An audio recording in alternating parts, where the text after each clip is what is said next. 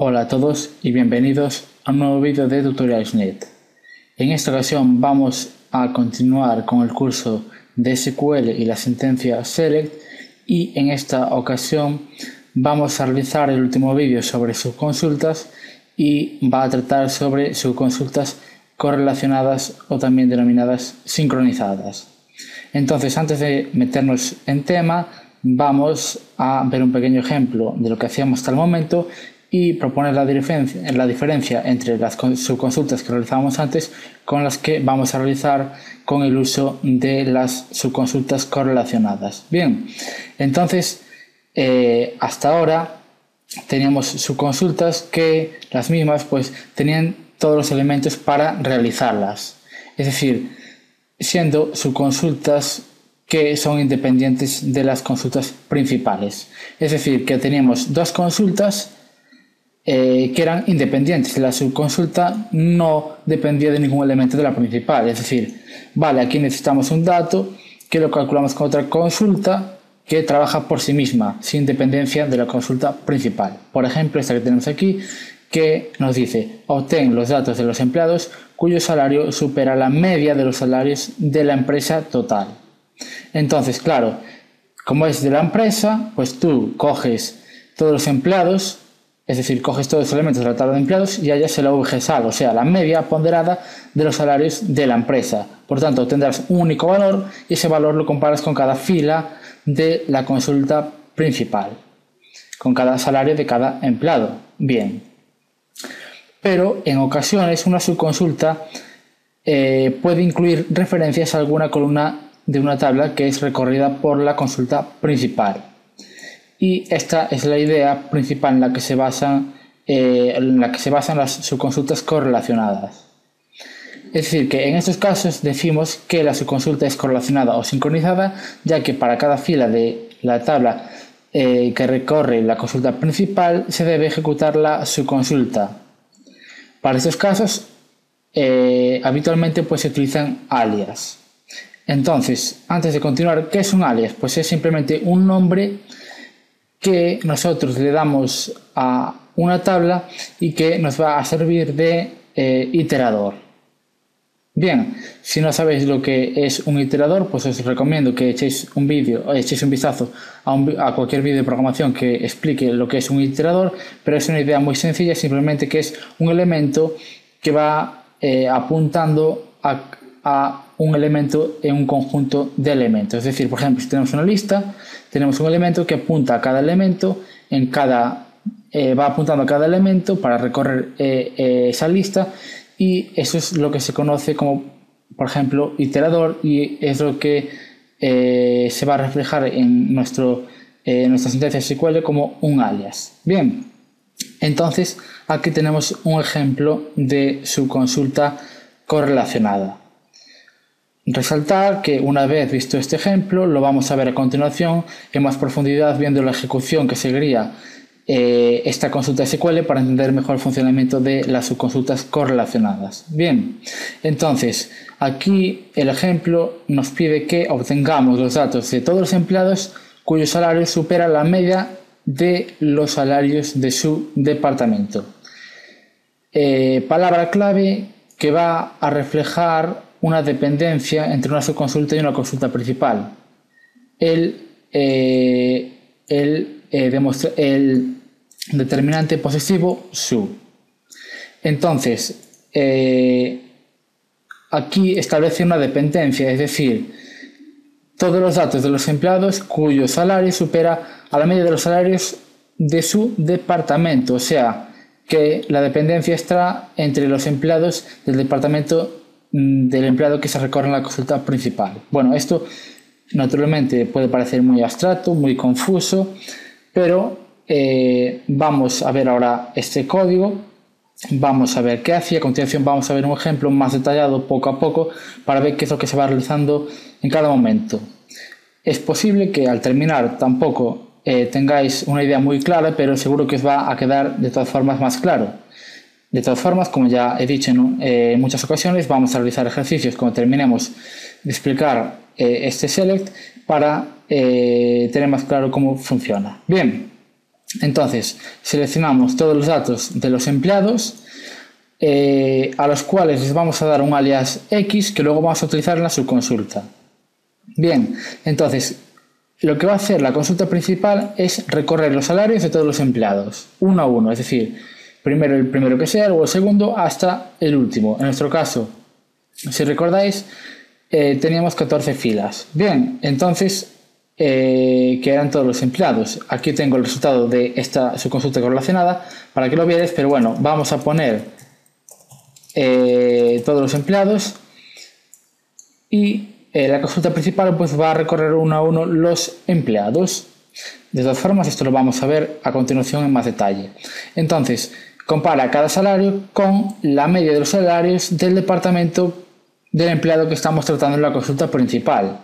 Entonces, ¿qué media se va a hallar en la subconsulta? Pues la media de los empleados del departamento que pertenezcan al departamento del empleado que está en la consulta principal. Por ejemplo, de King, pues departamento 10, todos los empleados del 10 van a tener salarios, se les halla la media, y si es menor que, en este caso, que el salario del empleado de la consulta principal, pues aparece, porque aquí estamos preguntando si el empleado de la principal supera el salario del empleado de la principal, supera el salario medio de los empleados de ese departamento del empleado de la principal.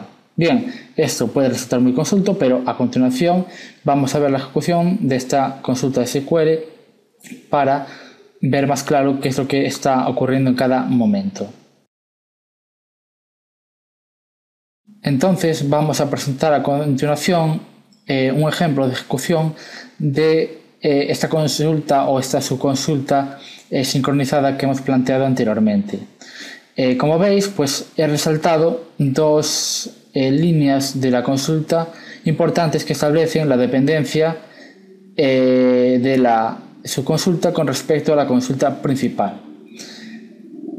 La dependencia va a estar en que el salario medio que se calcula aquí va a ser referido a los empleados del departamento del empleado de la consulta principal. Esa es la idea, básicamente. Entonces, aquí tenemos la consulta a la izquierda, donde tenemos la consulta principal y la subconsulta. En rojo está resaltada esta línea que va a referenciar a cada elemento que se vaya recorriendo en la consulta principal, y en azul está resaltada la condición en la subconsulta que se propone para seleccionar los elementos con respecto a la consulta principal. Bien, entonces antes de explicar nada del proceso que va a seguir la consulta, vamos a ver qué es lo que está referenciando en cada momento esta sombra o este highlighting rojo. Es decir, vamos a ver qué está resaltando ese color.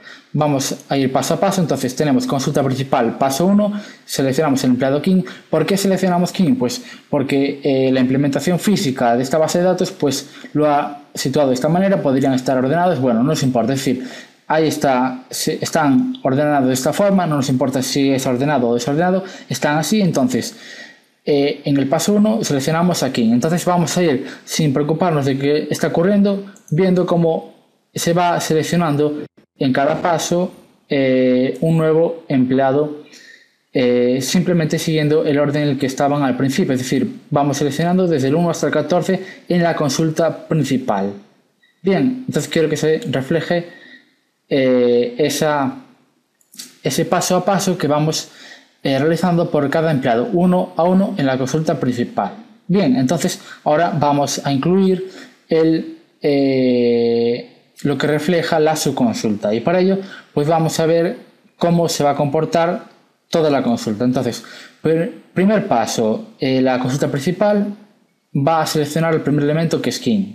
Va a seleccionar a King y va a preguntar si el salario es mayor que el resultado de una subconsulta. Vale, entonces consulta principal selecciona al empleado King. Bien, entonces la subconsulta dice, bueno, pues quiero el salario medio de los empleados cuyo departamento es igual al departamento del empleado que hay en la consulta principal.